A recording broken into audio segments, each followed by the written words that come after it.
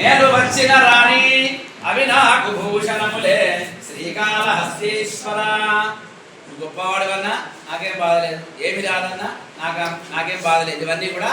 ఇవన్నీ నాకు భూషణ నీ యొక్క ఆశీస్సులే శ్రీకాళహస్తీశ్వర అని దుర్జటి మహాకవి అంటాడు. అంటే అంతటి పరాకాష్ఠ రావాలంటే చదువులో చాలా పరిణతి రావాలి.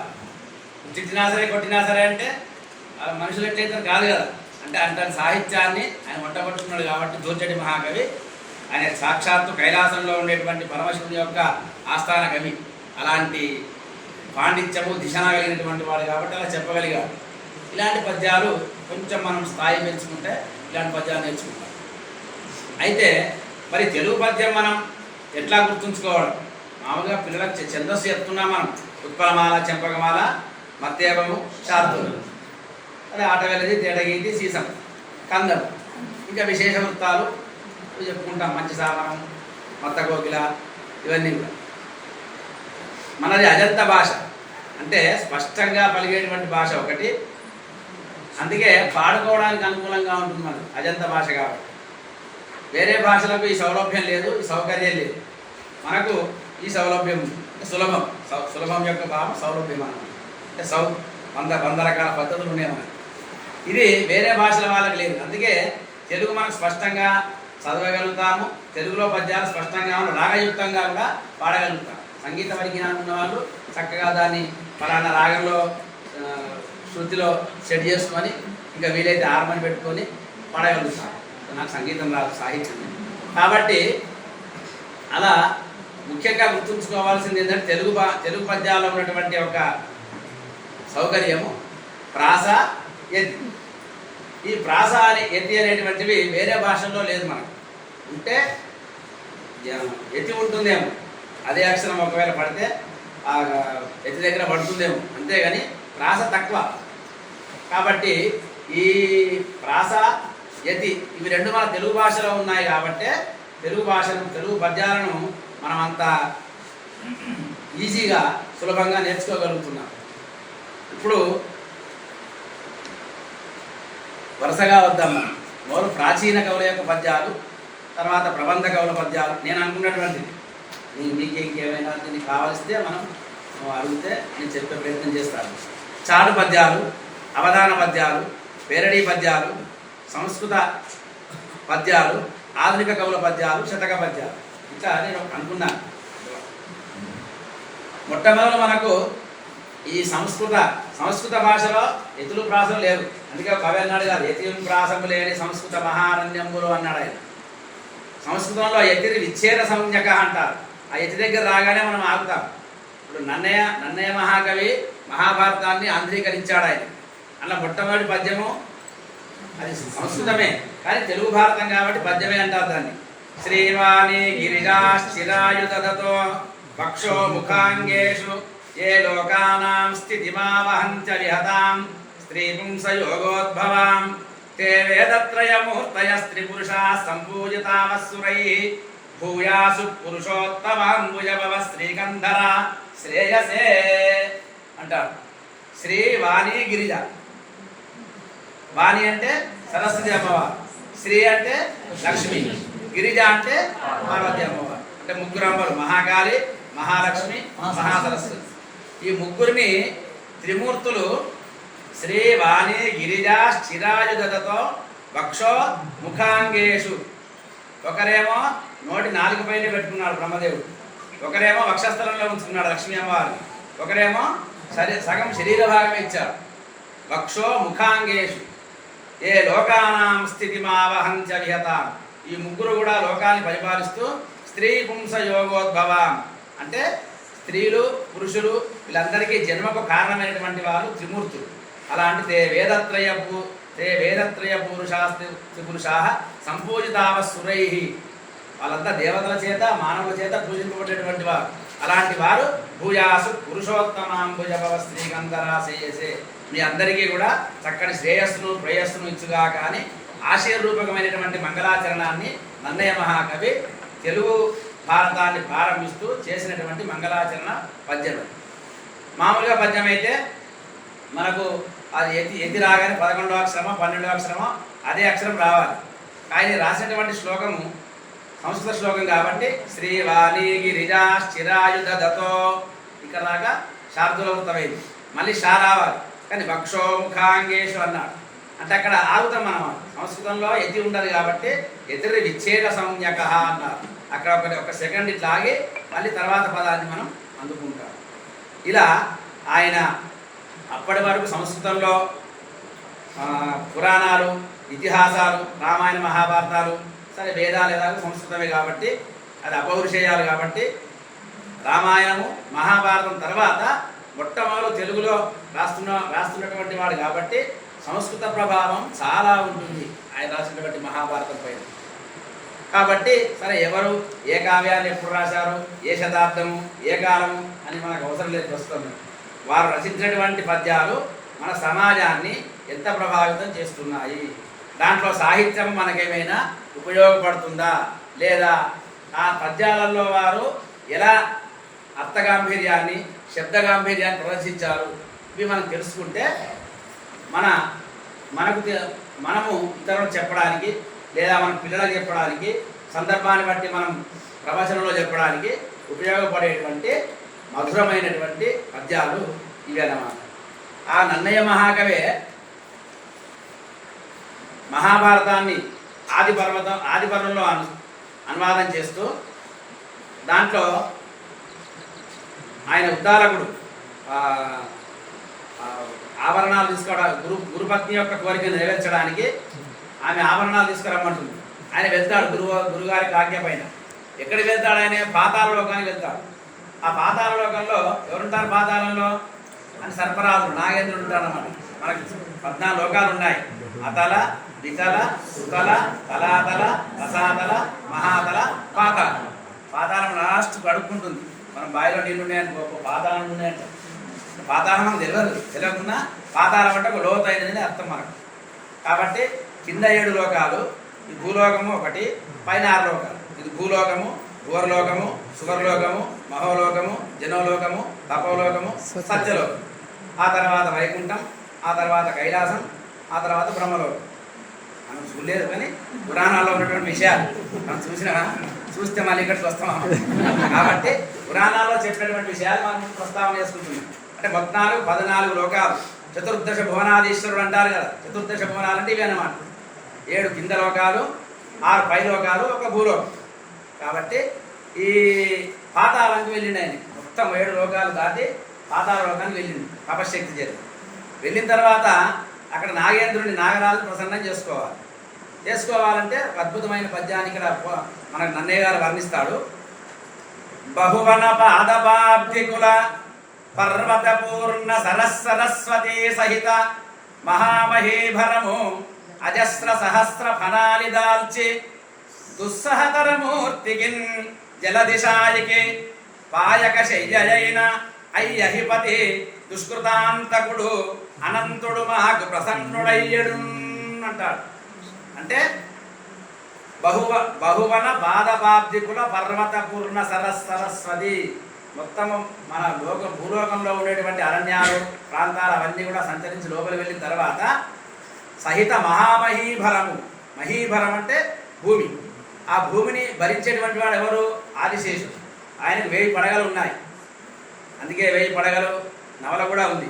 సహస్ర ఫణి అంటారు. ఆ ఆదిశేషుడు భూలోకం అంతా మోస్తున్నాడు అన్నమాట. కాబట్టి అక్కడికి వెళ్ళాడు ఆయన. ఆయన ఎలా ఉన్నాడు? దుస్సహతరమూర్తికి, ఈ దుస్సహమైనటువంటి భూప్రపంచాన్ని అంతా కూడా ఆయన మోస్తున్నాడు. కాబట్టి అలాంటి నాగేంద్రునికి జలదిశాయికి పాయక శయ్యైన, జలది అంటే సముద్రం. సముద్రంలో పడుకునేటువంటి వాడు ఎవరు? ఆయనకు ఆసనం ఏది? ఆయనకు శయ్య అలాంటి విష్ణుమూర్తికి శయ్యగా ఉన్నటువంటి వానికి జలదిశాయికి పాయక శయ్యైన అయ్యహిపతి. అహి అంటే పాము, సర్పం. అహిపతి సర్పాలకు అధిపతి. అయ్యహిపతి దుష్కృతాంతకుడు. దుష్కృతాలంటే పాపాన్ని నివారించేటువంటి వాడు. అలాంటి అనంతుడు మాకు ప్రసన్నుడయ్యడు అని ఇట్లా 3 పద్యాలు ఉంటాయి. అలాంటి అనంతుడు మాకు ప్రసన్నుడయ్యడు, అనంతుడు మాకు ప్రసన్నుడయ్యడు 3 పద్యాలు ఉన్నాయి. అయితే ఇది చెంపకమాల పద్యం ఛందస్సు ప్రకారంగా. ఏది ఉంది, ప్రాస ఉంది. మరి దీంట్లో విశేషం ఏముందండి అంటే నన్నయ్య గారు సారమతింగవీంద్రులు ప్రసన్న కథాకలితార్థయుక్తిలో నారసి మేలునానితరులు అక్షరరమ్యతనాదరింప. అక్షరరమ్యత అన్నాడు, ఆయనకు ఉన్నటువంటి కవిత్వంలో ఒక గుణం అది. అక్షరరమ్యతనాదరింప నానా రుచిరార్థ సూక్తి నిధి నన్నయ భట్టు తెనుంగునన్ మహాభారత సంహితారచన బంధురుడయ్యే జగద్ధితంబుగన్. జగద్ధితం అనే పదం వేశాడు. అంటే జగత్తుకు హితాన్ని చేకూర్చడానికే నేను ఈ కావ్యాన్ని మహాభారతాన్ని అనువాదం చేస్తున్నాను అని ఆయన లక్షణాలు. అక్షరరమ్యత, నానా రుచిరార్థ సూక్తినివి, లోనారసి, ప్రతి విషయం లోపలికి వెళ్ళి ఆయన చర్చించి మనకు అందించాడు. అందుకే ఆంధ్రశబ్ద చింతామని ఒక నిఘంటు కూడా రాశాడు ఆయన ఈ పదాలకన్నిటికీ. దీంట్లో విశేషం ఏముంది, అర్థగాంభీర్యము అంటే వెళ్ళింది పాము దగ్గరికి కదా, సర్పరాజు దగ్గరికి కాబట్టి సర్పరాజు సహస్ర ఫణాలు 1000 పడగలు ఉంటాయి కదా ఆయనకు. ఆ 1000 పడగలను చెప్పకుండా శబ్దం ద్వారా మనకు అందిస్తున్నాడు. అజస్ర సహస్ర అన్నప్పుడు అక్కడ చూడండి, పాము ఎట్లా ఉంటుంది, ఉస్సు అంటుంది. అజస్ర సహస్ర పనాలి దాల్చి దుస్సహతర మూర్తికిన్. దుస్సహతర అన్నప్పుడు సా వచ్చింది. మరి ఈ పదాలు ఎందుకు వేసుకోవాలి, వేరే పదాలు చాలా ఉన్నాయి వేసుకోవాలి కదా. అంటే అర్థాన్ని మనకు అందించడానికి, ఆ శబ్దంలో ఉన్నటువంటి చమత్కారాన్ని మనకు అందించడానికి అలాంటి పద్యాలు వేశాడు. అంటే వెళ్ళేది సర్పరాజు దగ్గరికి కాబట్టి సర్పరాజు ప్రసన్నం చేసుకోవాలంటే పాము దగ్గరికి వెళ్ళాలంటే పాము భాషతోనే మాట్లాడాలంటే మనం చెప్తాడు కదా, అది ఊరితే కాదు, ఊరినంతసేపు నాట్యం చేస్తుంది, ఆపేస్తే తర్వాత మన పని కోరింది. అది కాదు ఇక్కడ. ఆ చక్కటి నాగరాజు శబ్దాన్ని అనుకరించాలనే ఉద్దేశం కావచ్చు, మేము పూర్వకవులు చెప్పినటువంటి విషయం కాబట్టి. అజస్ర సహస్ర పనాలి దాల్చి దుస్సహతర మూర్తికిన్ జలదిశాయికి పాయక శయ్యైన అయ్యహిపతి దుష్కృతాంతకుడు అనంతుడు మాకు ప్రసన్నుడయ్యడు అని అలా అర్థగాంభీర్యం వచ్చేటట్టుగా నన్నయ్య మహాకవి మనకు అందించాడు. అలా చూసుకుంటే ప్రాచీన కవుల పద్యాలు ఇంకా నన్నయ్య, తర్వాత 2 కవులు తిక్కన, కవిత్రయం. ఈ ముగ్గురు కలిసి మహాభారతాన్ని మనకు అందించారు. నన్నయ్య అక్షరరమ్యంగా పద్యాలు అందిస్తే తిక్కన కొంచెం నెల్లూరు సీమవాడు కాబట్టి కఠినమైన కొంచెం కారం తింటారు కాబట్టి వారు పదాలు అట్లే ఉంటాయి. అంటే మన ఆహార శుద్ధం సత్వశుద్ధి అని శాస్త్రం. ఎలాంటి ఆహారం తీసుకుంటే అలాంటి పదాలు అలాంటి గుణాలు వస్తాయి అని వివరించేటువంటి వారు కాబట్టి ఆయన కొంచెం కారాన్ని ఎక్కువ తీసుకునేటువంటి వాడని చెప్తారు. ఆయన పదాలు చూడండి. భీష్మద్రోణ కృపాది ధన్మి నికరాభీలంబు దుర్యోధన గ్రీష్మాదిత్య భటు ప్రతాప విసరాకీర్ణంబు శస్త్రాస్త్రజాలోష్మస్పాల చతుర్విధోజ్వల బలాచుగ్రంబు ఉదగ్రధ్వజార్చిష్మాత్వా కలితంబు సైన్యమిదియే చేరంగ శక్తుండలే. అక్కడ ఉత్తరుడు అంటాడు, కౌరవ సైన్యాలు చూస్తే నాకు భయం వేస్తుంది. అవి ఎలాంటి సైన్యాలంటే భీష్మద్రోణ కృపాలి ధన్మిని కరాభీలంబు, ఒకటే సమాసం వేసింది. అంటే ఆ సైన్యాన్ని వర్ణించడం, గొప్ప సైన్యాన్ని వర్ణించడము శార్దూలంలో తీసుకున్నారన్నమాట. అంటే ఇట్లా ఏ వర్ణనను ఏ వృత్తంలో తీసుకోవాలి, ఏ అక్షరాలతో వర్ణించాలి. మనం అనుకుంటాం ఉత్పలమాల పద్యమే కదా చెప్తే అయిపోతుంది, నేను మెదకుంకు వచ్చినాను అంటే ఏదో పదం అయిపోతుంది. అది అట్లా కాదు. అది తీసుకోవాలనుకునే ఒక పదాన్ని చక్కగా వర్ణించాలనుకుంటే, అర్థం రావాలంటే అది ఏ వృత్తంలో తీసుకుంటే ఎగుడుతుందో ఆ లక్షణాలు చందో హృదయాన్ని తెలిసినటువంటి వారు, చందో మర్మజ్ఞులు కాబట్టి కవిత్రయము ఆ పద్యాన్ని తీసుకున్నారు. అందుకే ఈ భీష్మద్రోణ కృపాది ధన్వినికరాభీలం అనేటువంటి దీర్ఘ సమాసతో కూడుకున్నటువంటి శార్దూల వృత్తాన్ని తీసుకున్నారు. అదే నన్నయ్య గారు ఒక ఋష్యశృంగ మహర్షి దగ్గరికి ఒక ఋషి వస్తాడు. ఒక ఋష్యశృంగ మహర్షి దగ్గరికి ఒక స్త్రీ వస్తుంది. ఆయన తపస్సు చేసుకుంటాడు. ఆయన తెలియదు వచ్చినటువంటి స్త్రీ అని తెలియదు. ఆయన ఒక అద్భుతమైన పద్యాలు చెప్తారు అక్కడ. నన్ను కౌగిలించుకొని నా వదనంబునకు నిజాస్యమాసన్నము చేసి ఒక్క మృదు శబ్దము చేసి మనోహరంబుగా ఎన్నడు నట్టి శబ్దము మునీశ్వర మున్విని ఏ నెరుంగా నై అన్నువ బ్రహ్మచారి ముఖమంబు రుహంబు సమంబు చూడగన్ అంటాడు. అంటే వచ్చినటువంటి వాడు బ్రహ్మచారి అని తెలుసు, ఆయన వచ్చినటువంటి స్త్రీ అని తెలియదు. అతడు ఎలా ప్రసన్నంగా ఉన్నాడు, కోమలంగా ఉన్నాడు. అంబురుహంబు సమంబు చూడగన్, ఒక పద్మం లాంటి ముఖం కలిగినటువంటి వాడు. అంటే అక్కడ కోమలత్వాన్ని వర్ణించాలి కాబట్టి ఉత్పన్నమాల వృత్తాన్ని తీసుకున్నాం. ఇక్కడ యుద్ధాన్ని వర్ణించాలి కాబట్టి శాబ్దులను తీసుకున్నాం. ఇంకా యుద్ధాలను వర్ణించే సమయంలో మహాశ్రద్ధర, మందాక్రాంత, ఇంకా చాలా కఠినమైన వృత్తాలు ఉంటాయి. అట్లా తీసుకుని వర్ణించినాను అన్నమాట. ఇవన్నీ కేవలము వారు అనుకొని రాసినటువంటి కావు, ఆశువుగా చెప్పిన దాంట్లో అంతరార్థం. ఋషీనాం పునరాధ్యానం వాచమత్వనుధావతి అని మన భార్య అంటాడు, భౌభూతి అంటాడు. వాచమత్వనుధావతి, వాళ్ళు అనుకున్నటువంటి మాటలే అవి మనసులో ఏముంటాయో అవే పదాలుగా వచ్చేస్తాయి. వాళ్ళు ఋషులు కాబట్టి. అందుకే నా ఋషి కురుతే కావ్యం అన్నారు. ఋషి అయిన వాడే కావ్యాన్ని రాయగలుగుతారు. అపారేకల సంసారే కవిరేవ ప్రజాపతి యథాస్మై రోచతే విష్ణు తదేనం పరివర్తతే. ఈ అపారమైనటువంటి సంసారం కావ్య సంసారం, మన మామూలు సంసారంగా కావ్య సంసారంలో కవి ఒక్కడే బ్రహ్మ, అందుకే కవి బ్రహ్మ అంటారు. యథాస్మై రోచతే విష్ణు, అతనికి ఏది బుద్ధి పుడితే అవి మనకు అందిస్తారు. ఆకలితో బాధపడేవాడు ఉన్నాడు అనుకోండి, అన్ని ఆకలి కవిత్వమే రాస్తాడు. అది ఈయన కవిత్వం చూసిన ఎప్పుడు ఆకలి గురించి ఉంటుంది, ఎప్పుడు దీని గురించి అంటాం మనం. అంటే అతని భావం అట్లుంటుంది. ఒక ఆయనేమో మొత్తం శృంగారాన్ని వర్ణిస్తాడు, అంటే అతని భావం అట్లున్నది. ఒక ఆయన యుద్ధాన్ని వర్ణిస్తాడు, ఒక కవి సమాజంలో ఉన్నటువంటి సమస్యలు వర్ణిస్తాడు. అంటే యథాస్మై రోచతే విషయం తదేనం పరివర్తతే. ఎవరికి ఎట్లా ఆ సమయంలో భావం కలుగుతుందో ఆ భావాన్ని వ్యక్తం చేస్తారు. ఇది కవులకు ఉండేటువంటి సహజమైన లక్షణం. అందుకే మనం పద్యాన్ని ఎన్ని విధాల తీసుకున్నా, ఎన్ని విధాల వర్ణించుకున్నా అది పాడుకోవడానికి అనుకూలంగా ఉండేటువంటిది. గౌరీపట్ల వెంకటరామ శర్మ గారు శతావధాని ఆ పద్యాన్ని గురించి ఒక అద్భుతమైన పద్యం చెప్పారు. పద్యము భారతీ హృదయ సత్మము వాన్మయ దివ్య సత్మమున్. సత్మము అంటే గృహం. పద్యము భారతీ హృదయ పద్మము వాన్మయ దివ్య సత్మమున్. పద్యము తెలుగు వారి రసవాద్యము. పద్యము తెలుగు వారికి రసవాద్యం. అంటే వాద్యం అంటే వాయించేది ఉంటుంది కదా. మనం తెలుగు వారు ఏం చేస్తాం, మనం కప్పుకొట్టుకుని వాయిస్తామా? వాయించలేం కదా. మనం చేసేటువంటి ఒక పని ఏంటి, తెలుగు పండితులు పద్యాలు చెప్పడం. పద్యము తెలుగు వారి రసవాద్యము సంస్కృతి వైభవైక వైషద్యము. చక్కగా సంస్కృతిని వివరించేటువంటి, విశదీకరించేటువంటిది వైషద్యము అంటారు. అంటే విశదీకర్తం యోగ్యం వైషద్యం, సంస్కృత ఉత్పత్తి అన్నమాట. సంస్కృతి వైభవైక వైషద్యము హృద్యమాద్యము. అది మొదలు హృదయంగా ఉంటుంది, అంత్యం కూడా హృదయంగానే ఉంటుంది. స్వజాతికి నందిన దివ్యమైన నైవేద్యము. మన తెలుగు వారికి ఒక నైవేద్యం ఏదయ్యా అంటే పద్యమే. స్వజాతికి నందిన దివ్యమైన నైవేద్యము సర్వదా సుజన వేద్యము. మంచివారికి అందరికీ కూడా గ్రహింపబడేటువంటిది. అలాంటి పద్యానికి దండము పద్య విద్యకు, అలాంటి పద్య విద్యకు నమస్కరిస్తున్నాను అంటారు.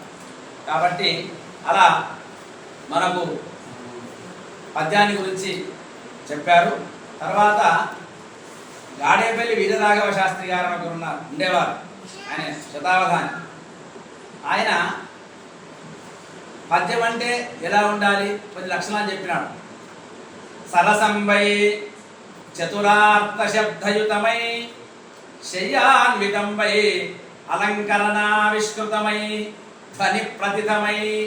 అలంకారాలు ఉండాలి. అలంకారాన్ని మీకు అందరూ తెలుసు.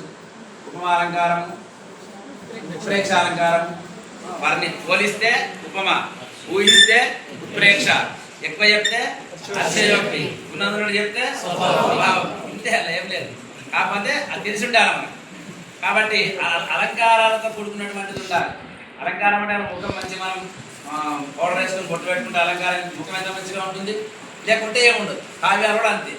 మనకు అన్ని తెలుసు. మనకు దుష్టపూర్వ అపిహ్యత్తాహ కావ్యే రసపరిగ్రహాత్ అంటాడు ఆలంకారిక శాస్త్రంలో దండి. దుష్టపూర్వ అపిహ్యత్తాహ చూసిన విషయాలే మనకు, కానీ కావ్యే రసపరిగ్రహాత్, ఆ కావ్యంలో మంచి అష్టాశవర్ణం జొప్పించి చక్కగా వర్ణిస్తే సర్వే నవైవా భాంతి మధుమాస ఇవద్రుమాహ. వర్ణించి చెప్తే మనకు వసంత ఋతువులో చెట్లు ఎట్లా ఉంటాయి, పచ్చని ఆకులతో ఉంటాయి. శిశిర ఋతువు కాదు, వసంత ఋతువులు. వసంత ఋతువులో వృక్షాలు ఎలా ఉంటాయో మధుమాస ఇవద్రుమాహ, మధుమాసంలో ఉండే చెట్లలాగా కావ్యంలో వర్ణనలు ఉంటే అలా ఉంటాయి. మనం చూసేటువంటి వస్తువు చిన్న వస్తువే, అది ఒక చీపురు కట్ట అనుకోండి, ఎండిపోయిన ఆకులే అనుకోండి, అవి టీవీలో చూసాం మనం. టీవీలో కలర్లో చూస్తే ఎట్లా ఉంటాయి, ఎంత మంచిగా ఉన్నాయి అనుకుంటాం మనం, చూసిన వస్తువులే. కానీ అట్లా ఒక అలంకరణతో చూపిస్తే అందంగా ఉంటాయి. కాబట్టి అలా సరసంపై సరసం ఉండాలి. సరసం అంటే రసంతో కూడుకున్నటువంటి నవరసాలు ఉన్నాయి మనకు.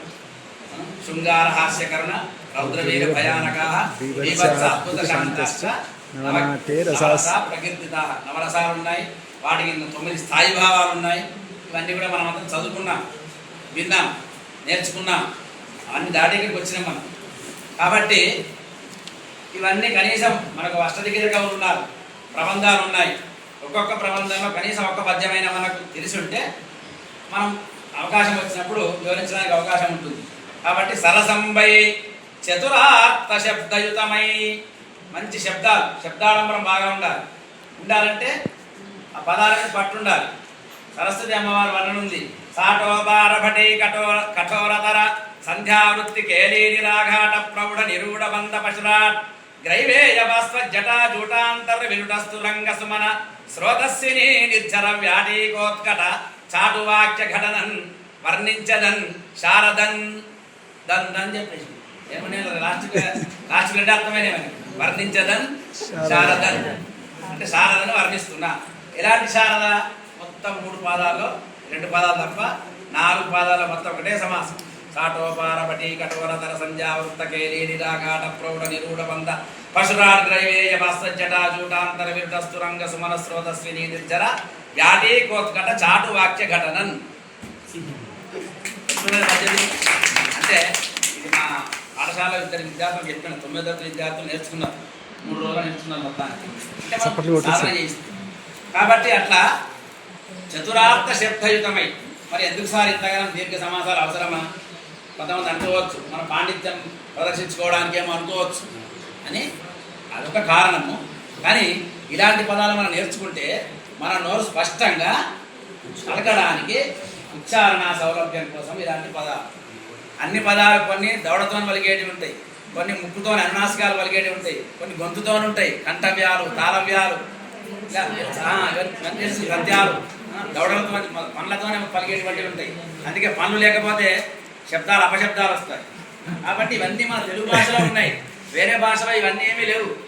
అంటే ఉండొచ్చు, మనంత స్పష్టంగా లేవన్నమాట. కాబట్టి అలాంటి దీర్ఘ సమాసాలు మనం నేర్చుకుంటే పలకడానికి అవకాశం ఉంటుంది.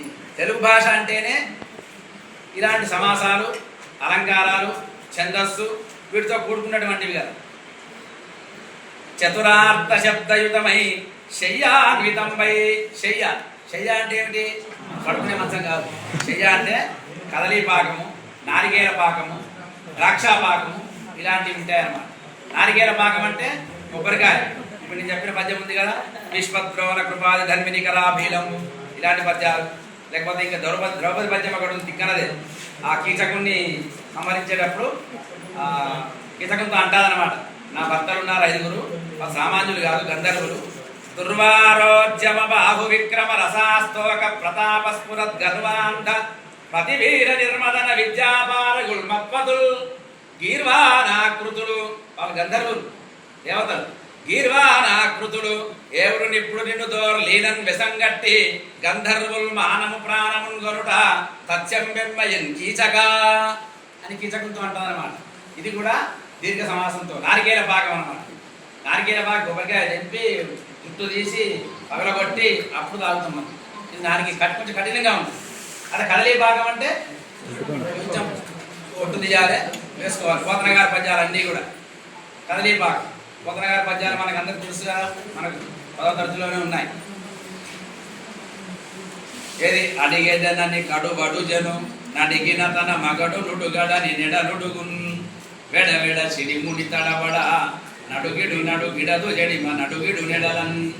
ఇవన్నీ సర్వలఘు, అన్ని లఘువులు ఎక్కువ ఉన్నాయి. కందపద్యమి అంటే 1 ప్రాస, 2 ప్రాసలు, 3వ ప్రాసలు అంటే 4 అక్షరాల ప్రాసలు ఉదాహరణ తీసుకోవచ్చు. అడిగేదనని కడు అడుజను. ఆయన ఆ విష్ణుమూర్తి గజేంద్రుడు రక్షించడానికి కోసం పోతున్నాడు. ఆయన పోతుంటే లక్ష్మీ అమ్మవారు అడుగుదాం అనుకున్నదట. మామూలుగా మన లోకంలో ఏముంటుంది, అడిగితే ఎక్కడికి పోతున్నాం అడగదు, అడిగితే పని కాదంటారు. దాన్ని కూడా లోకాచారాన్ని ఆయన దృష్టిలో పెట్టుకున్నాడు. అడిగేదానని అడిగాను ఒక అడుగు ముందుకు వేస్తుంది. కానీ అడిగినా అడుగుతే ఒకవేళ తన మగడు నుడుగడని చెప్తాడో చెప్పడో మగడు విష్ణుమూర్తి. వెడవెడ చిడిముడి తడబడ, మనసులో అంతా సందేహంతో కూడుకున్నటువంటి అనుమానాలు ఆమెకు వచ్చేసిన వెడవెడ చిడిముడి తడబడ, అడుగిడు నడుగిడదు, ఒక అడుగు ముందుకేస్తుంది, ఒక అడుగు వెనకకేస్తుంది. అంటే మరి దీనికి ఈ శాస్త్రంలో చెప్పొచ్చు కదా మంచి చక్కగా ఆయన ఆ లక్ష్మి పతి ఇట్లా శాస్త్రవృత్తం తీసుకోవచ్చు. పోతన తెలియదా అంటే కంద పద్యము మొదటి పాదము మూడో పాదం ఒకలాగా ఉంటాయి, రెండో పాదము నాలుగో పాదం ఒకలాగా ఉంటాయి. విషమ వృత్తం అంటారన్నమాట. అంటే రెండు పాదాలు చిన్నగా, రెండు పాదాలు అంటే 2 అడుగులు ముందుకేస్తుంది, 2 అడుగులు వెనకకేస్తుంది. ఆ సందేహాస్పదమైనటువంటి వర్ణనను వర్ణించాలి కాబట్టి పోతన అత్యద్భుతమైన వర్ణను తీసుకున్నాడు. అడుగిడు నెడలను ఎందుకు ఆయన విష్ణుమూర్తిని రక్షించడానికి వెళ్ళాలి కాబట్టి. అప్పుడు ఆయన అరవైకుంఠపురంబులో నగరిలో ఆమూల సౌదంబుదాబల మందార వనంతరామృత సరప్రహంతేందు కాంతోబలోత్పల పర్యంక రమా వినోదియగు ఆవన్న ప్రసన్నుండు. విష్ణుమూర్తి ఎక్కడున్నారట ఆయన? అరవైకుంఠపురంబులో. మనం ఏదైనా ఊర్లోకి పోతే లోపలికి బంగ్లాకి పోతే అబ్బా ఇంకా వస్తలేదు, లోపలికి పోవాలి అరవైకుంఠపురంలో అంటారు. అక్కడ లోపల ఉన్నాడు విష్ణుమూర్తి. మరి ఇంతగానో ఎందుకండి వర్ణన అవసరమా అంటే ఈ కావ్యాల్లో ఉన్నటువంటి వర్ణననే ఇప్పుడు సినిమాలో తీసుకుంటున్నారన్నమాట. ఇప్పుడంటే సినిమాలలో ఒక హీరోని చూపించాలనుకోండి, డైరెక్ట్ హీరోని చూపెడతారు, వాడు కారు చూపెడతాడు, కారు స్పీడ్గా కారు దిగుతాడు, దిగిన తర్వాత కారు ఆపుకుంటాడు, డోర్ తీస్తాడు, మొట్టమొదటి ఏం చూపెడతాడు? కాలు. మనం 300 పెట్టుకుని మనం కాలు కూడా పాదస్పర్శం క్షమస్వమే అయినాక ముఖం చూపెడతాం. మొట్టమొదటి ముఖం చూపెడతాడు హీరో. ఆ కాలు చూపెట్టినాక టోపి ఉంటుంది, అద్దాలు ఉంటుంది, అన్ని తీసినాక అప్పుడు కూడా హీరో మహేష్ బాబా ప్రభాస ఎవరో అంటే కించపరచడం కాదు ఉద్దేశం అన్నమాట.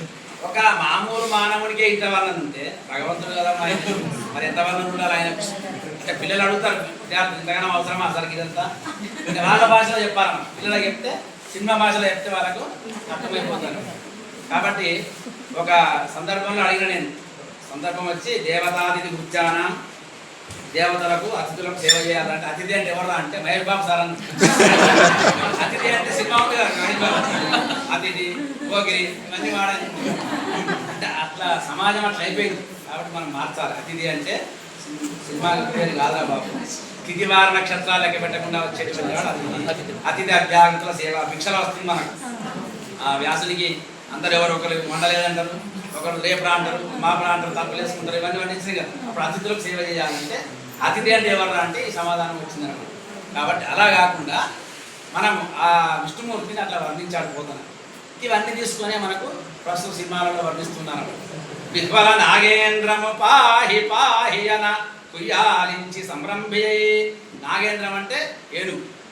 కాబట్టి ఆయన ఏం చేశాడు? అడవుడికి వచ్చేసాడు. సిరిగింజెప్పడు శంఖ చక్రయుగమును చేదో వైసంధింపడు, ఏ పరివారమును చేరడు అభ్రగపతిని బంధింపడు, ఆకర్ణికాంతర ధమ్మిల్లము చక్కనొత్తడు, వివాద ప్రోక్తిత శ్రీ కుచోపరి చేలాంచలమైన వీడడు, గజ ప్రాణావనోత్సాహి. ఆయనకు పోవాలని తొందర ఉందన్నమాట. ఎవరు ఎందుకు? ఆ ఏనుగు రక్షించాలి. సిరిగింజెప్పడు భార్య చెప్పలేదు. శంఖ చక్రయుగములు చేదో సంధింపడు. మరి యుద్ధానికి పోయేవాడు శంఖచక్రం ధరించాలి కదా, ధరించలేదు. ఏ పరివారమును తీరడు, అజయ విజయుడు పరివారం ఎవరు ఇవ్వలేదు. అభ్రగవతిని బంధింపడు. ఆయన కారందా లేదు, గణపంతుడే కదా వాహనం, మన వాహనం ఎక్కాలి కదా, ఎక్కడ వచ్చేసింది అనమాట. అభ్రగవతిని బంధింపడు, ఆకర్ణికాంతర ధమ్మిల్లము చొక్కనొత్తడు. ధమ్మిలాలంటే వెంట్రుకలు ఇక్కడ దాకుంటాయి. ఆకర్ణికాంతర ధమ్మిల్లము చెవులు దాటి ఇక్కడ దాకుంటాయి అనమాట. అవన్నీ మంచి పప్పులాగా పెట్టుకొని కిరీటం పెట్టుకుని పోవాలి. విష్ణుమూర్తి కదా ఆయన. అవి కూడా 3 వేసుకోలేదు. ఆకర్ణికాంతర ధమ్మిల్లము చక్కనొత్తడు, వివాద ప్రోత్తిత శ్రీ కుచోపరి చేలాంచలమైన వీడడు. లక్ష్మీదేవితోని కొంగు కూడా వేసుకుని ఉన్నాడట ఆయన. ఈయన వరుకుతుంటే ఆయన కూడా వచ్చేసింది అనమాట. 3 ఉంది కదా. చేలాంచలం, చేలాంచలం అంటే చీర కొంగు. చేలాంచలమైన వీడడు ఎందుకు? గజ ప్రాణావనోత్సాహి. ఆ ఏడు రక్షించాలని ఉద్దేశం చేత ఆయన వచ్చినాడు. దీనికి ఒక శ్రీనాథులు పోతన భావములు అలా కథలను చాలా ఉన్నాయనుకోండి. అట్లా వెళ్ళిన తర్వాత గజేంద్రుడు రక్షిస్తాడు. ఇది కూడా పోతన గారు దీనికి ఒక ఫలశ్రుతి పెట్టాడు. గజరాజ మోక్షనంబును నిజముగా పఠించినట్టి నియతాత్ములకు గజరాజ వరదుడిత్సును గజ తురగస్యందనములు కైవల్యములన్. ఈ గజేంద్ర మోక్షాన్ని ఎవరైతే పారాయణం చేస్తారో, ఎవరైతే చదువుతారో, ఎవరైతే వింటారో వాళ్ళకి అన్ని విధాలుగా సకల శ్రేయస్సు కలుగుతాయి, మోక్షం కలుగుతుంది. అంటే మనకు ప్రాచీనుడు ఏం చేశారంటే ఏది చదివినా ఏది విన్నా దాంట్లో ఫలశ్రుతి పెట్టారు. ఎందుకంటే మానవులు ఆశాజీవి కదా, ఆశయ బడ్జెటే లోక. అందుకే సుందరకాండ పారాయణం చేయండి మీ అమ్మాయికి వివాహం వస్తుంది అంటారు. లేదా శివలింగ ప్రతిష్ఠ చేయండి, శతచండీ విధానత ఇవన్నీ చేయండి మీకు పుత్ర సంతానం కలుగుతుంది. అంటే కేవలం కొంతమంది ఏమనుకుంటారంటే రామరాజు వాళ్ళ కోసం పెట్టుకున్నారని ఉంటారు. అది శాస్త్రార్థం అసలు కాదు. అన్నయ్య తిక్కనాల కంటే పూర్వమే వాళ్ళు చెప్పినారన్నమాట. ఉత్తర విరాటపురం చదువుకున్నారు, వర్షాలు పడతాయని. మరి ఎందుకు అంటే దాంట్లో వరుణ బీజాలు ఉన్నాయి. సుందరకాండలో కొన్ని బీజాలు ఉన్నాయి. బీజాలంటే అక్షరాలు, మంత్రాక్షరాలు. అమంత్రం అక్షరం నాస్తి అన్నాడు. నాస్తి మూలం అనౌషధం అయోగ్య పురుషవ నాస్తి యోజక తత్ర దుర్లభ. అమంత్రం అక్షరం నాస్తి. మనకు 56 అక్షరాలకు 56 మంత్రాలు ఉన్నాయి. అది తెలుసుకోవాలి, గురువు ద్వారా ఆ మంత్రాన్ని నేర్చుకోవాలి. అమంత్రం అక్షరం నాస్తి, నాస్తి మూలం అనౌషధం. అది చెట్టు కూడా ఏదో మందుకు పనికొస్తుంది, మనకు తెలియదు. పన్ను నొప్పి అంటే ఒక వేరు ఉంటుంది, ఆ వేరు నమ్మితే పనులు పోతాయి.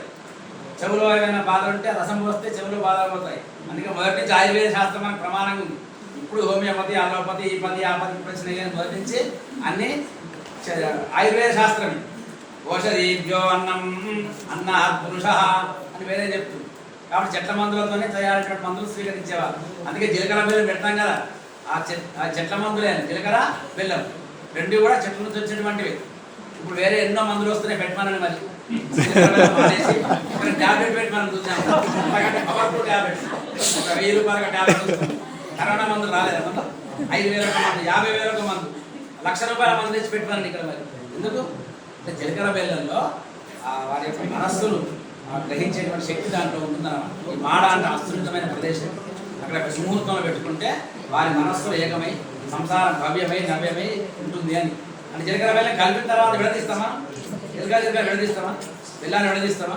విడదీయండి. అంత దృఢంగా నాగార్జున సిమెంట్ లాగా అంత గట్టిగా చాలా ఉద్దేశం అన్నమాట. అంటే మన పూర్వులు ఏం చేసినా కూడా ఆచారం ఉంటుంది, శాస్త్రం ఉంటుంది, సైన్స్ కూడా ఉంటుంది. కాబట్టి ఇవన్నీ ఆలోచించి మనకి ఏర్పాటు చేసినారు. కాబట్టి నాస్తి మూలం అనౌషధం చెప్పుకుంటే మరి మన ప్రయాణం ఎటో వెళ్తుంది. కానీ మళ్ళీ ప్రస్తుతం వద్దాం. నాస్తి మూలం అనౌషధం అయోగ్య పురుషో నాస్తి. అయోగ్యుడైన పురుషుడు ఎవరు ఉంటారు? మనం అనుకుంటాం క్లాస్లో దేవుడు వేస్ట్ కాదు మనకి అనుకుంటాం, కానీ మనకు శక్తి ఉంటుంది. ఆ శక్తిని వెలికి తీసేటువంటి వారే ఎవరు? మనమే కదా ఉపాధ్యాయులు. వాడికి ఆటల్లో బాగా ప్రావీణ్యం ఉందా, చదవడంలో ఉందా, రాయడంలో ఉందా? చదవరాదు. కొంతమంది బొమ్మలు వేస్తారు చక్కగా, కొంత రైటింగ్ బాగుంటుంది, కొంత పాడతారు, కొంత ఆడతారు. కాబట్టి అయోగ్య పురుషో నాస్తి. అయోగ్యుడైనటువంటి వారు ఎవరు ఉంటారు? పురుషుడు అంటే కేవలం పురుషులు అంటే మగవాళ్ళు అనుకోకండి. పురుషుడు అంటే మానవుడు అని అర్థం. పురి చేతే ఇది పురుష, అది రూఢి అర్థం మా మగవారికి పోయింది. కానీ పురుషుడు అంటే మానవుడు అని అర్థం. కాబట్టి అయోగ్య పురుషో నాస్తి యోజక తత్ర దుర్లభ అన్నారు. సంయోజనం చేసేటువంటి వాడు, కలిపేటువంటి వాడు దుర్లభుడు. ఆ సంయోజనం చేసేటువంటి వాడు ఎవరు? గురువు. అంటే మనము ఉపాధ్యాయులము. తల్లిదండ్రుల కంటే ఎక్కువ సమయం మన దగ్గరనే ఉంటాడు కాబట్టి వాడిని నేర్పించాలి. అది సమయస్ఫూర్తి కూడా ఉండాలి మనకి. విద్యార్థులకు అన్ని విద్యలు నేర్పుతాం మనం, కానీ ఒక్కొక్కరికి జ్ఞానం ఒక రకంగా ఉంటుంది. ఇంకా ఉదాహరణ చెప్పేవారు మా గురువుగారు. విద్యాభ్యాసం అయిపోయిందట. అయిపోయినాక విద్యార్థులు ఏం చేశారు? ఒక దగ్గరికి వెళ్ళి నీకు చెప్పినటువంటి పద్యమో శ్లోకమో చెప్పి నాకు పైసలు సంపాదించుకున్నారా అని చెప్పిండు. వాడు వెళ్ళిండు. వెళ్ళి ఒక జమీందారింటికి వెళ్ళిండు. ఆ జమీందారింట్లో జమీందారు హాయిగా కూర్చున్నాడు అనమాట. కుర్చీలో కూర్చున్నాడు, పెద్ద భవనము, చక్కని సకల సదుపాయాలు ఉన్నాయన్నీ. చూడగానే పోతన పద్యం జ్ఞాపకం వచ్చింది దానికి. ధనసింహాసనమై నభంబు గొడుగై తద్దేవతలు గృచ్చులై పరమామ్నాయములెల్ల వందిగణమై బ్రహ్మాండమాగారమై సిరి భార్యామణియై విరించి కొడుకై శ్రీగంగ సత్పుత్రియై పరుసన్ని గణరాజ సంగునిజమై వర్ధిల్లు నారాయణ అని నారాయణ శతకం పద్యం అందుకున్నాడు. దాని అర్థం ఏముంది అంటే ధరసింహాసనమై భూభాగం అంతా సింహాసనం కృష్ణమూర్తికి నభంబు గొడుగై, నభం అంటే ఆకాశం చిత్రంగా ఉంది. నభంబు గొడుగై తద్దేవతలు మృత్యులై, సకల 33 కోట్ల దేవతలందరూ కూడా ఆయనకు మృత్యులు. తద్దేవతలు మృత్యులై పరమాన్నాయములెల్ల వందిగణమై, వేదాలన్నీ కూడా ఆయనకు వందిగణాలు. ఇవన్నీ సాగా వర్ణించాడు అన్నమాట. బ్రహ్మాండం ఆగారమై, ఈ బ్రహ్మాండమే నీకు ఇల్లు. సిరి భార్యామణి అయి, లక్ష్మీదేవి సాక్షాత్తు భార్య. 6 నిర్వాహకురాలు భూదేవి జై అఖిల భారకులంగా నాక్య తెచ్చి చదువుకున్నాం. ఆంధ్రనాయక శతకం. ఇష్ట సంపన్నురా ఇందిర భార్య అయి కామితార్థతుడన్న ఘనత తెచ్చే. నీ గొప్పదనం ఏముంటుంది, నీ భార్య లక్ష్మీదేవి కాబట్టి ఏదంటే ఇస్తున్నాం, ఏది రాజేస్తున్నాం, ఇస్తున్నాం. రామమహత్యమే అని విష్ణుమూర్తిని నీవు నిజము నుండి నీవు దామోదరుడవే చిత్ర చిత్ర ప్రభావ దాక్షిణ్యభావ శ్రీకాకుళ ఆంధ్రదేవ అని అంతకుముందు పాఠ్య పుస్తకాలు ఉండేవి. చెప్పినవారు ఉన్నారు కాబట్టి ఇలాంటి దీన్ని వ్యాజస్తుతి అంటారు. అంటే పైకి తిడుతున్నట్టుగా ఉంటుంది, లోపల పొగుడుతుంది. పైకి పొగుడుతున్నట్టు ఉంటుంది, లోపల తిట్టినట్టు. వ్యాజస్తుతి, వ్యాజ నింద ఇదే అన్నమాట. కాబట్టి సిరి భార్యామణి అయి విరించి కొడుకై, బ్రహ్మదేవుడే పుత్రుడు నీకు. శ్రీగంగ సత్పుత్రి అయి, గంగాదేవే నీ యొక్క కుమార్. ఇంతకంటే ఏం కావాలి మనిషికి? ఇంతకంటే ఐశ్వర్యం ఏం కావాలి? పరుసన్ని గణరాజ సంగునిజమై వర్ధిల్లు సాక్షాత్తు శ్రీమన్నారాయణమూర్తి అని వర్ణించింది. ఇక వర్ణించినాక మనకి ఆనందం చెప్ప శక్యమా? మనకు మంచిగా కొంత రూపాయలు ఇచ్చిండు, షాడో కప్పిండు, బ్రహ్మాండం చెప్పిండు అని చెప్పి సన్మానం చేసి. ఇంకో శిష్యుడు వచ్చింది, వాని ఆలోచన వేరే, వీనికి ఆలోచన చూసిండు. పెద్ద బంగ్లా, ముసలాయన ఒక్కడే ఉన్నాడు, ఎవరు లేరు. వీని ఆలోచన వేరే వచ్చింది. వీడు కూడా పోతన భాగవతం చదువుకుంటూ, వాడు పోతన భాగవతం చదువుకుంటు. వీడేం పద్యం అందుకున్నాడు? పుట్టందుండవు గుడ్డివాడవు మహాభోగంబులాలేవు నీ పట్టెల్లం చెడిపోయే దుస్సహ జరాభారము పైగ్రమ్యే నీ చుట్టాలెల్లరు పోయిరారు మగరు చోద్యంబుగా యుద్ధమున్ కట్ట దాయల పంచనుండరగునే కౌరవ్య వంశాగ్రణి. ధృతరాష్ట్రుడు ఆ కౌరవం చనిపోయిన తర్వాత ఒక్కడే ఉంటాడు కదా, ఆ సన్నివేశం జ్ఞాపకం వచ్చింది. చుట్టాలు లేరు, కొడుకులు లేరు, ఎవరు లేరు, అందరు వేరు, ఒక్కనే వీళ్ళు ఏకాకి లెక్క ముసలోను అయినా ఏముంది దగ్గర అన్నట్టుగా ఆ పద్యం చెప్పి. వాళ్ళైతున్నా కాదు, ఎవరికైనా ₹1 ఇచ్చిండు, మంచిగా నేర్చుకుని మళ్ళా అని చెప్పి. అంటే సమయస్ఫూర్తిగా ఈ పద్యం చెప్పినందుకు కాదు, సమయస్ఫూర్తి అన్నమాట. ఒక గురువు దగ్గర చదువుకున్నారు, విన్నారు, వీని ఆలోచన ప్రకారం వీడు చెప్పిండు, వాని ఆలోచన ప్రకారం వాడు చెప్పినాడు. అంటే గురువు చక్కగానే బోధిస్తాడు. నేర్చుకునేటువంటి వాళ్ళ దగ్గర ఉన్నటువంటి మామూలుగా చెప్తుంటారు సామాన్యంగా. మన చెరువు దగ్గరికి వెళ్తే బిందె తీసుకుపోతే బిందెతో తెచ్చుకుంటాం నీళ్లు, మన చెంబు తీసుకుపోతే చెంబడి తెచ్చుకుంటాం, గ్లాస్ తీసుకుపోతే గ్లాస్ తీసుకుంటాం, ఏం తీసుకుపోతే చూస్తాగానే వస్తాం, అంతే కదా, చూస్తాం వస్తాం, అంతే కదా.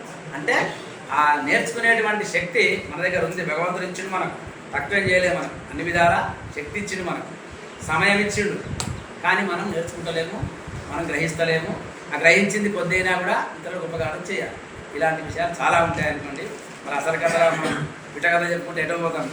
కాబట్టి ఉత్పలమాల, చెంపకమాల, మత్యవము, శార్దూలం, ఈ 4 వృత్తాలలో కవులు ఎలాంటి పద్యం తీసుకుంటే ఏ సందర్భాన్ని బట్టి ఎలా వర్ణించారో వారికి తెలుసు కాబట్టి అలా వర్ణించుడు. మనం కూడా రేపు పద్యాలు రాస్తే ఆ భావాన్ని గ్రహించి ఉత్పలమాలలో కోమలమైనటువంటి అర్థాన్ని కలిగించేటువంటి పెద్దనగారు ఉన్నాడు ఆయన.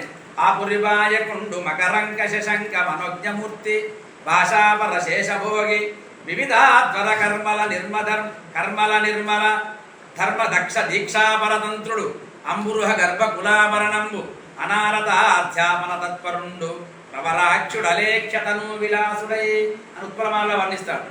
అదే భావము చెమగురు వెంకట కవి ఆపురి మేలు మేలు బలియంతు ప్రజలు జయగట్టుచుండ ఆజ్ఞా పరిపాలన వ్రతుడు అని చెమగురు వెంకట కవి అందుకున్నాడు. అంటే ఒక కోమలమైనటువంటి అంశాన్ని వర్ణించాలంటే ఉత్పలమాల వృత్తాలు తీసుకోవాలి. ఇంకా కొంచెం స్థాయి పెంచాలంటే చెంపకమాల. అతనుడు దింపశక్యమే జయంతుని తమ్ముడు సోయగమ్మునన్ పతక కులాధిబద్ధయుని ప్రాణసకుండు కృపారసమ్మునన్ క్షితిధర కన్యకాధిపతికి ప్రతిజోదు సమిజ్జయంబునందు అతని కతండె సాటి చతురబ్ది పరీతమహీతలంబునన్ చతుస్సముద్ర వేలావరహితమైనటువంటి ఈ ప్రపంచంలో అతనికి అతడే సాటి. ఎవరైనా అర్జునుడు అని వర్ణించే సందర్భంలో చెంపకమాల తీసుకున్నాడు. మధ్య వృత్తాలు ఉన్నాయి. సరే, మన కులము రాజ్యము తేజము నిలుపు మీ పుత్రుండు విశ్వంబరుడు అలతింబోడు త్రివిక్రమ స్ఫురణవాడే నిండు బ్రహ్మాండము కలడే మాన్కొనకండు అని నా పలుకులు ఆకరణింపు కర్ణంబులను బలదీదానము గీనమును మనకు మా వర్ణిన్ ప్రధానోత్తమ అంటారు. అంటే ఒక సన్నివేశాన్ని వర్ణించాలంటే శాస్త్రులము మధ్యము తీసుకున్నటువంటి అంశాలన్నమాట. దీంతో మన ఇక్కడ గారు కూడా అదే మత్యవృత్తాన్ని అత్యద్భుతంగా వర్ణిస్తాడు. వీరరసావేశాన్ని గురువృద్ధులు గురువృద్ధమాంతవులు అనేకులు దూచుతుండని మదోద్ధరుడై ద్రౌపదినిట్లు చేసిన కలును దుశ్శాసనం లోకభీకలలీనం వదించి తద్విపుల వక్షశైల రక్తౌగ నిర్జర బుర్వే పరిచూచుతుండ అని ఆస్వాదించు ఉగ్రాకృతిని నన్ను వర్ణిస్తాడు. ఇలా మనం ప్రాచీన పద్యాలు తీసుకోవచ్చు. తర్వాత ప్రబంధ కవులు. ప్రబంధ కవులు పెద్దన రామరాజు ఇంతకుముందు మనం అనుకున్నాం కదా, అష్టదిగ్గజ కవులు ఉన్నారు. అల్లసాని పెద్దన, నిలాల రామకృష్ణుడు, రామరాజభూషణుడు, తర్వాత మాదయ్య గారి మల్లన, పింగళ సూరణ, దూర్జటి మహాకవి, వీళ్ళందరూ కూడా ఉన్నారు. పూర్ణ విజయంలో ఉంటారు కదా కవులు, అష్టదిగ్గజ కవులు. ఇద్దరికి మా పాఠశాలలో గురుపల్లి పనిచేసినప్పుడు పిల్లలతో కూడా పూర్ణ విజయం ఇచ్చాను. దానికి సెంట్రల్ యూనివర్సిటీ నుంచి ఉదకొండ వీరభద్రయ్య గారు వచ్చారు, కసిరెడ్డి వెంకటరెడ్డి సార్ వచ్చారు. అంతా చిన్న చిన్న పిల్లలు, 9th క్లాస్ పిల్లలు అన్నమాట. వాళ్ళు కూడా కొన్ని డైలాగులు మర్చిపోతే సత్యస్ఫురణంగా సొంతంగా డైలాగులు ఆలోచించి అప్పుడే చెప్పారన్నమాట. వాటికి ఆయన బాగా ఆశ్చర్యపోయారు. అంటే మనం నేర్పించడంలో ఉంటుందన్నమాట. ఇది ప్రబంధ కవుల యొక్క పద్యాలు. ప్రబంధ కవుల యొక్క పద్యాలలో రామరాజభూషణుడు చాలా మంచి వసంత ఋతు వర్ణన చేశారు. మనకందరూ తెలుసు. పద్యాలు విందాం. మీకు బోర్ అనిపిస్తే చెప్పండి, ఆపేస్తారు. వలన వసదనంగా తులనాభిగాభంగ దోప్రసంగము అలసానిల విలోల దలసాస వరసాల ఫలసాదర శుకాల పన విశాలము అలిని గరుదని కమలిని కృతధుని కమలిని సుఖిత కోక కులవధూకము అతికాంత సలతాంత లతికాంతరనితాంత రతికాంతరణతాంతను తనుకాంతము అకృత కామోద కురవక వికల వకుల ముకుల సకల వనాంత ప్రమోద చలిత కలకంఠ కులకంఠ కాకలే విపాతరము వల్చు మధుమాసవాసరము. ఆ మధుమాసం ఎట్లా ఉందంటే ఇట్లా వర్ణించడం అన్నమాట. ఇట్లా చెట్లు వచ్చినాయి, పక్షులు వచ్చినాయి, వసంత ఋతువు వర్ణన మొత్తం వచ్చేసింది. ఒక్కొక్క పదానికి మేము అర్థం తీసుకొని రాసుకోవాలనుకుంటే ఒక గంట పడుతుంది వ్యాఖ్యానం చేయాలి. ఇలాంటి పద్యాలు చక్కగా రామరాజభూషణుడు ఆయన వర్ణించాడు. అంటే కేవలం శబ్దాడంబరమే కాదు, దాంట్లో అర్థ విన్యాసం కూడా, ధ్వని కూడా ఉంటుంది చాలా. ఈ ధ్వని అనేటువంటిది సంస్కృతం నుంచి వచ్చినటువంటి అంశాలు ఇవన్నీ కూడా. ఉదాహరణకు మన హారుడి గాథాశబ్దయతిలో చాలా శ్లోకాలు ఉన్నాయి. ప్రాకృతంలో ఉంటాయి.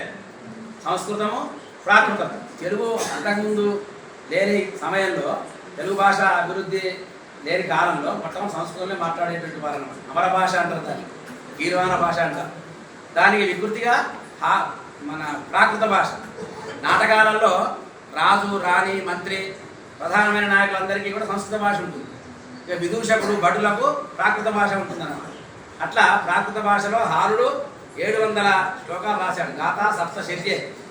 దాంట్లో ఒక శ్లోకము అది వినడానికి ఏమో వద్దు అన్నట్టు ఉంటుంది, అది వ్యంగ్యము రమ్మన్నట్టు ఉంటుంది అన్నమాట. ధ్వని అన్నమాట. దాంట్లో ఏమిటంటే, ఒక ఇద్దరు ప్రేమికులు ఉన్నారు, రోజు ప్రేమించుకుంటున్నారు. వారు ఎక్కడ ఒక పూల పొద దగ్గర కలుసుకుంటున్నారు. కలుసుకుంటే ఈ వీళ్ళ రామాయణం మీద ఉంటే ఒక ఆయన పూల కోసం వస్తుండే పాపం. ఆయన బ్రాహ్మడు దేవాలయంలో పూలు తెంపుకోవడానికి దేనికి వస్తుంది. ఆయన వీళ్ళకి ఆటంకం అవుతుందన్నమాట. అయితే ఏం చేసిండి నాయకుడు మాత్రం చెప్పినట, నువ్వు భ్రమధార్మిక విశ్వస్త సశునకు అత్య మారితస్తేన గోదావరి గోదావరి కుంజ సింహేన అని అంటాడు. అంటే నువ్వు పెద్ద మనిషి, ఇంట్లో కుక్క తిరుగుతాను భయపడ్డావు కాదు. నువ్వు అప్పుడప్పుడు కుక్క కోసం భయపడి ఇక్కడ దాకా రాకుండా ఎక్కడ దాకా నచ్చిపోతున్నావు. ఇప్పుడు భయపడకు, ఆ భయం తీసేయి. ఎందుకంటే శునకోత్య మారితస్తేనా, ఆ శునకాన్ని సింహం చంపింది, ఏం భయపడకి కాదు, స్వేచ్ఛగా తిరగచ్చు అన్నాడు. తిరుగుతాడు ఆయన. అంటే విధి విధి అంటే చెప్పడంలో, వాచ్యంలోనేమో విధి, వ్యంగ్యంలోనేమో నిషేధం. నువ్వు ఎప్పుడైనా రావచ్చు పోవచ్చు. కుక్క భయపడదు కదా, కానీ సింహం చంపేసిందా ఎప్పుడు అంటే ఏమిటి రావచ్చు. కుక్కకే భయపడుతున్నావు అంటే ఈ ఛాయలకే రాకుండా మమ్మని చెప్పాలి. ఇలాంటి ఇది ఒక శ్లోకమే, చూడండి 700 శ్లోకాలు ఉన్నాయి. అంటే మన ప్రాచీనుడు కేవలం ఇది ఒకటే కాదు, శృంగారపరమైనవి అనుకుంటారు మీరు, కానీ చాలా ఉన్నాయి. వ్యవసాయం, రైతులకు తరుణం సర్షపశాకం నవౌతనం ఇచ్చిలాని చదరీని అల్పవ్యేన సుందరి గ్రామ్య జనో ముష్టమశ్నాతి అంటాడు ఒక శ్లోకం. అంటే తరుణం సర్షపశాకం, పల్లెటూరులో పట్టణాలలో ఉండే వాళ్ళకంటే పల్లెటూరులో ఉండేవాళ్ళు చాలా సుఖంగా సుఖజీవనం చేస్తున్నారని వర్ణిస్తాడు. చేస్తున్నారో లేదో మనకు తెలియదు కానీ తరుణం సర్షపశాకం నుంచి అప్పుడే కాసినటువంటి ఆవాల యొక్క కూరతో, ఆవాలతో కూర వేసేటి వాళ్ళట, పచ్చిగా ఉన్నటువంటి ఆవాలు. సర్షపశాకం నవోదనం, అప్పుడే వచ్చినటువంటి మంచి బియ్యం. పిచ్చిలానికి దదీని గడ్డ పెరుగు. అల్పవ్యయేన సుందరి, తక్కువ ఖర్చుతో గ్రామ్యజనో ముష్టమశ్నాది అంటారు. తక్కువ ఖర్చుతో గ్రామంలో ఉన్నటువంటి వారు ముష్టభోజనాన్ని చేస్తున్నారని వర్ణిస్తారు.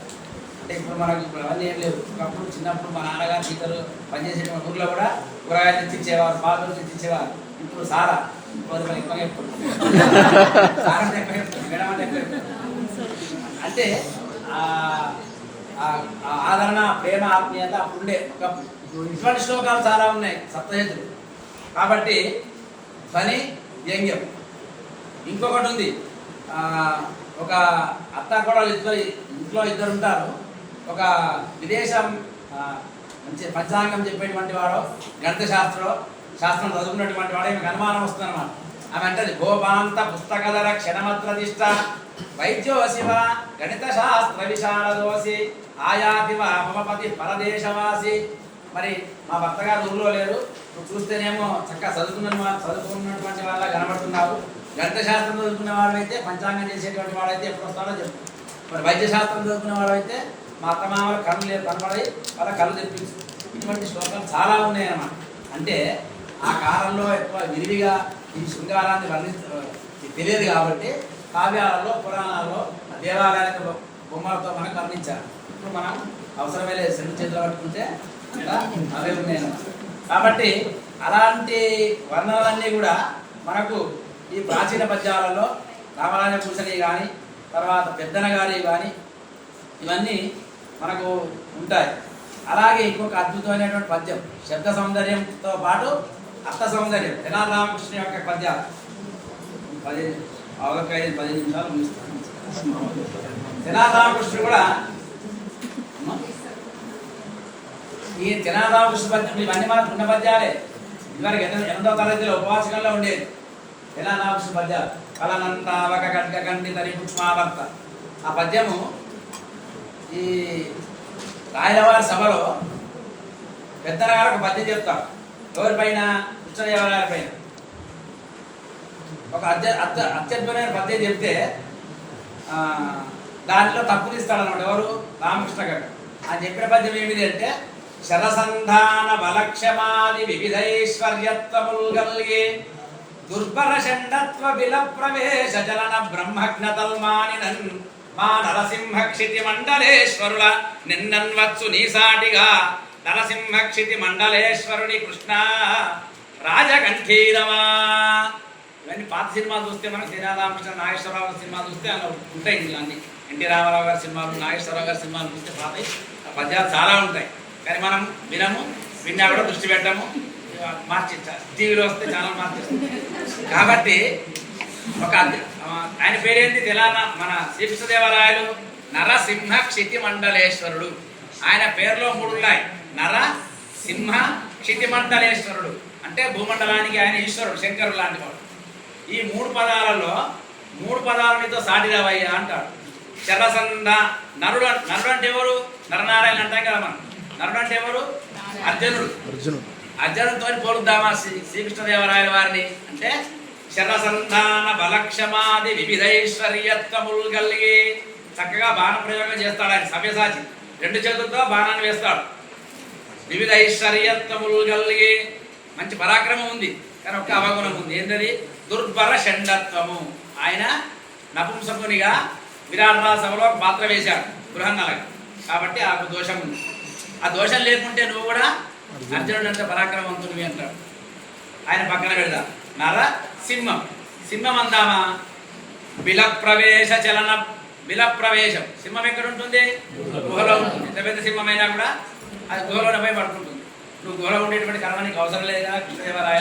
కాబట్టి శరసంధాన బలక్షమాది వివిధైశ్వర్యత్వములు కలిగి దుర్బల షండత్వ బిల ప్రవేశ. ఈ షండత్వం లేకపోతే, బిల ప్రవేశం లేకపోతే ఈశ్వరుడు శంకరుడు కదా, బ్రహ్మజ్ఞతలు.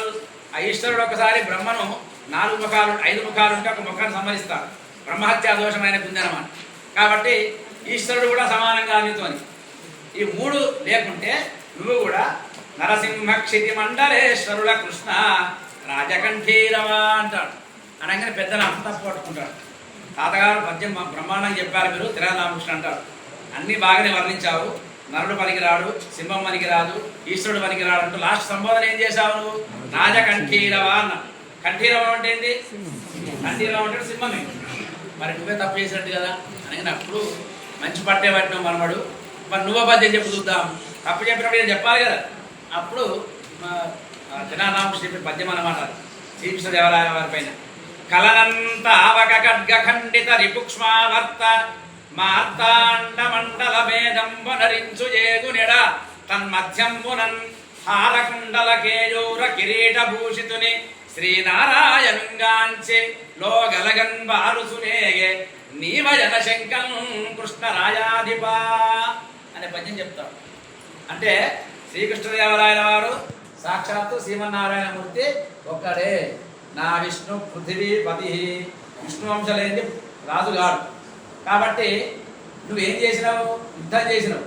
యుద్ధంలో ఎవరిని సంహారం చేసినావు? శత్రువులను సంహరించినావు. తావక ఖడ్గ ఖండిత రిపుక్ష్మావర్త. అతని ఖడ్గం చేత ఖండించబడినటువంటి శత్రురాజు ఎవడైతే ఉన్నాడో వాడు యుద్ధంలో చనిపోతే ఎక్కడికి పోతాడు? వాడు విజయమో వీర స్వర్గానికే పోతాడు. ఆ స్వర్గానికి పోతుంటే ఇంతకుముందు అనుకున్నా కదా మనం, ఆ భూలోక భూలోక స్వర్లోక మహోలోక దాటిపోతుండు స్వర్గానికి పోతుంటే తోవలో నారాయణమూర్తి విష్ణుమూర్తి ఆయన కదా పని కూడా ఆయన ఎట్లా వెళ్తుండ అన్నమాట. అక్కడ తోవలో చూసిండు అనమాట. శ్రీ నారాయణం చూచి ఖడ్గ ఖండిత రిపుక్ష్మావర్త మార్తాండ మండల వేదంబనరించి ఏగునెడ తన్మధ్యంబునన్ హార కుండల కేయూర కిరీట భూషితుని శ్రీనారాయణంగాంచి లోకలగన్ బారుసునేగే. సేమ్ నారాయణమూర్తి కూడా కృష్ణదేవరాయల వారి లాగానే ఉన్నాడు. అరే ఇప్పుడే భూలోకంలో చంపాడు, చనిపోతే స్వర్గానికి వస్తే స్వర్గంలో మళ్ళీ వచ్చిండు కృష్ణదేవరాయల వారు. అది చూసి మళ్ళీ పారిపోతున్నాడు అక్కడి నుంచి. అంటే అలాంటి అర్థ వైచిత్రి, శబ్ద వైచిత్రి, అర్థగాంభీర్యము, శబ్దగాంభీర్యం ఇవన్నీ వర్ణించినటువంటి చెప్పినటువంటి వారు ప్రాచీనంగా. కాబట్టి అలాంటి పద్యాలు కూడా మనం నేర్చుకుంటే చాలా మనకు ఇంకా భాష అభివృద్ధి చెందడానికి అవకాశం ఉంటుంది. అలాగే ఇంకొక పద్యము నిరానామకృష్ణుంది. మామను సంహరించి ఒక మామను గర్వమడంచి నింగిలే మామను రాజు చేసి ఒక మామ తనూజునకు ఆత్మబంధువై మామకు కన్నులిచ్చి సుతుమన్మతునాలికి తానే మామయ్యై మామకు మామయ్యైన పరమాత్ముడు మీకు ప్రసన్నుడయ్యడు. నాకు అద్భుతమైన పద్యం చెప్పింది. ఇవన్నీ మామయ్య మామయ్య మామయ్య మామ మామ అని ఉంది. అలాంటి మామ మీకు కాపాడుగాక అంటారు. వాళ్ళు ఎలాంటి వారు? ఆ మామను సంహరించి శ్రీకృష్ణుని యొక్క వర్ణన దీంట్లో ఉంది. శ్రీకృష్ణమూర్తి ఏం చేసిండు? ఆయనే ఒక మామను సంహరించాడు. ఎవరు మామ? సంహరించాడు. ఒక మామకు గర్వమడంచి సముద్రునికి రాముడు ఏం చేసిండు? ఆయన గర్వం వస్తే బాణం తీసింది కదా, సముద్రుని గర్వాన్ని గర్వం చేసిండు. నింగి రేమామను రాజు చేసి. నింగి రేమామ అంటే ఎవరు? చందమామ. చందమామ అని ఎందుకు అంటామని చెప్పండి ఎవరైనా. చందమామ అంటాం కదా, ఆయన మామ ఎందుకు? చంద బాబాయ్ అనొచ్చు కదా, సూర్యమామ అనొచ్చు కదా. లక్ష్మీదేవి బాల సముద్రంలో జనించింది. అట్లే లక్ష్మీ క్షీర సముద్ర రాజతనయాం అని వర్ణిస్తాం. చంద్రుడు క్షీర సముద్రంలో లక్ష్మీ అమ్మవారు పుట్టింది, కల్పవృక్షం పుట్టింది, కామధేను పుట్టింది, చంద్రుడు కూడా ఉద్భవించారు. అందుకే అమ్మవారిని చంద్ర సహోదరి అంటారు. మనందరికీ విష్ణుమూర్తి పాలన చేసేటువంటి విష్ణుమూర్తి కదా. సృష్టి స్థితి లయ. సృష్టి ఎవరు చేస్తారు? బ్రహ్మదేవుడు. స్థితి ఎవరు చేస్తారు? విష్ణుమూర్తి. అడ్మినిస్ట్రేషన్ అనమాట మొత్తం. సంహారం మరి స్థితికారకుడు విష్ణుమూర్తి కాబట్టి ఆయన వారి లక్ష్మీదేవి కాబట్టి ఆ లక్ష్మీదేవి మనందరికీ అమ్మ అవుతుంది. అమ్మకు ఆయన చంద్రుడు ఏమవుతాడు? తమ్ముడు అవుతాడు. అమ్మ తమ్ముడు ఏమవుతాడు మనకు? అసలు కథ చందమామ చేసి చందమామ మనమే చేసిన మనం కాదు, కృష్ణమూర్తి ఆయన చేశాడు. నింగిరే మామను రాజు చేసి ఒక మామ తనూజునకు ఆత్మబంధువై, ఒక మామ తనూజునకంటే ఆయన అర్జునుడికి ఆత్మబంధువైండు. తర్వాత మామకు కన్నులు ఇచ్చి, ఒక మామకి ఏమి ఇచ్చాడు? కన్నులు ఇచ్చిండట. ఎవరికి? కన్నుడు గుడ్డివాడికి నేత్రదృష్టి ప్రసాదించిండు. ఎవరాయన గుడ్డివాడు? ధృతరాష్ట్రుడు. ఆ విశ్వరూప సందర్శన యోగంలో కన్నులు ఇచ్చిండు కదా, ఒక మామ కన్నులు ఇచ్చిండు. సుతు మన్మథునాలికి ఆయన కుమారుడు మన్మథుడు, ఆయన వారి రతీదేవి, ఆయనకినే మామయ్యడు. ఇక్కడ దాకా ఎవరైనా చెప్తారు, మీరు చెప్తారు, నేను చెప్తాను, అందరం చెప్తాను. లాస్ట్ పాదమే తెనాలి రామకృష్ణ యొక్క ప్రతిభ ఉంటుందన్నమాట. మామకు మామయ్యైన పరమాత్ముడు మీకు ప్రసన్నుడయ్యడు. మామకు మామనట ఆయన. ఎట్లా? ఆ సముద్రంలో జన్మించినటువంటి లక్ష్మిని ఈయన విష్ణుమూర్తి చేస్తున్నాడు కదా, సముద్రుడు ఏమవుతాడు అప్పుడు ఆయనకు? మామయ్య. మరి విష్ణుమూర్తి పాదంలో గంగాదేవి ఉద్భవించిందట. ఈ గంగాదేవి ఎక్కడ కలుస్తుంది? సముద్రంలో కలుస్తుంది. ఈయన కూతుర్ని సముద్రునికి ఇచ్చాడు, సముద్రుని కూతుర్ని ఆయన చేసుకున్నాడు. మామకు మామయ్య. అలాంటి మామకు మామయ్య అయిన పరమాత్ముడు ప్రోత కృష్ణరాజని అని ఇట్లా అత్యద్భుతమైనటువంటి పద్యాలు ఆయన చాలా చెప్పాడు. ఇక చివరకు మనం ప్రాచీన పద్యాలు చెప్పుకున్నాం, తర్వాత ప్రబంధ కవుల పద్యాలు చెప్పుకున్నాం. ఈ ఆధునిక పద్యాల దగ్గరికి వస్తే అవధాన పద్యాలు చాలా ఉన్నాయి. అవి అవధాన పద్యాలు చెప్పుకుంటూ పోతే మనకు ఒక సెషన్ కాదు, ఒక రోజు మొత్తం పడుతుంది మనకు. ఏ ఏ అవధానం ఎలాంటి పద్యాలు చెప్పడానికి బట్టి. పుష్పాటి తిరుపతి వెంకట కవులు, పుష్పాటి చిదంబర శాస్త్రి గారు ఇదంతా ఒకరికొకరు పోటీ పడి వర్ణించుకున్నారన్నమాట. అందుకే అక్కడ ఎక్కడ దూచిన కవులే, ఎక్కడ దూడ శతావధానులే, ఎక్కడ దూడ నాశు కవులు, ఎక్కడ దూడ ప్రబంధకర్తలే, దిక్కరులంచు పేర్పడిన తిప్పతి వెంకట సూరులేగునా ప్రక్కలెల్ల నీ కడుపు పండినమ్మ తెలుగు దేశమా అని వేలూరు శివరామ శాస్త్రి గారు వర్ణిస్తాడు. ఎక్కడ చూడు కవులే. అలాంటి అవధానుడు పుష్పాటి చిదంబర శాస్త్రి గారు ఉండేవారు. ఆయన చెప్పిండట, ప్రాసము తప్పకుండా, యతిభంగము వాడిలకుండా, అర్ధ విన్యాసము మారకుండా, గమనమ్ము గనమ్ము తొలంగకుండా, ఉల్లాసము తోడనాశు కృతులను గురించుచునుండు పట్టునన్ వ్రాసెదనంచు పూను గొనువారికి చేసద శృంగభంగమున్ అని సవాలు కూడా చేశారు. కాబట్టి అలాంటి సవాలు చేసినటువంటి కవులు ఉన్నారు మనకు. మరి అలాంటి తిరుపతి వెంకట కవులు వాళ్ళు మీసాలు పెంచుకున్నారు. ఒకరు అడిగింది, మీసం ఎందుకు పెంచుకున్నారు కవులు మీరు అంటే, దోసమటంచరింగుజును దుందుడు గొప్పగా పెంచినారమీ మీసము, రెండు భాషలకు మేమే కవిత్రుల మంచు తెల్పగా. ఒక మీసము తెలుగు, ఒక మీసము సంస్కృతం. రెండు భాషలకు మేమే కవిత్రుల మంచు తెల్పగా, రోషము కలిగిన కవి వరుమము గెలుపుడి గెలిచిరేని ఈ మీసము తీసి మీ పద సమీపమునం తల నుంచి మొక్కమే. సవాలు కూడా చేసినమాట. అలాంటి సవాలు చేసినటువంటి వాళ్ళు మన కవులు, తెలుగు కవులు. అలాంటి అత్యద్భుతమైన పద్యాలు మనకు అందించారు. తర్వాత కరుణశ్రీ గారి పద్యాలు సులభంగా ఉన్నాయి. ఇవన్నేమో దీర్ఘ సమాసాలు, 5 నిమిషాలు ముగిస్తారు. ఇక దీర్ఘ సమాసాలు ఉన్నటువంటి పద్యాలు. మరి ఆధునిక కవులు సచ్చి కూడా చీల్చి ఇచ్చు తనువు, త్యాగభావమునకు తరువులే గురువులు, లలిత సుగుణ జాల తెలుగు బాల, కష్టపెట్టబోకు కన్న తల్లి మనసు, నష్టపెట్టబోకు నాన్న పనులు, తల్లిదండ్రులన్న దైవ సన్నిపులురా, లలిత సుగుణ జాల తెలుగు బాల. మాట్లాడుకుంటూ నాయన ఇబ్బంది పెట్టకు, అమ్మని ఇబ్బంది పెట్టకు, మంచి చదువుకోరా నాయన, మమ్మల్ని కూడా ఇబ్బంది పెట్టకు అని విద్యార్థులు చెప్పాలి, ఉపాధ్యాయులు ఇబ్బంది పెట్టకు. ఇలా సులభంగా అలతి పదాలతో కూడా వర్ణించాడు కరుణశ్రీ గారు. పోతన శైలి తగ్గ దాన్ని ద్రాక్షాపాకం అంటాం, అంటే నోట్లో వేసుకోగానే ఇంకేయచ్చు. అలాంటి పద్యాలు అత్యద్భుతంగా కరుణశ్రీ గారు అయింది. జాషువా గారి పద్యాలు మనం చదువుకున్నాం, జాషువా గారి పద్యాలు ఉన్నాయి. ఇవన్నీ కూడా దీంట్లో సాహిత్యాన్ని మనం వంట పట్టించుకుంటే ఇంకా చాలా పద్యాలు రాసుకొని వచ్చినాను నేను. మరి ఎన్ని నిమిషాలు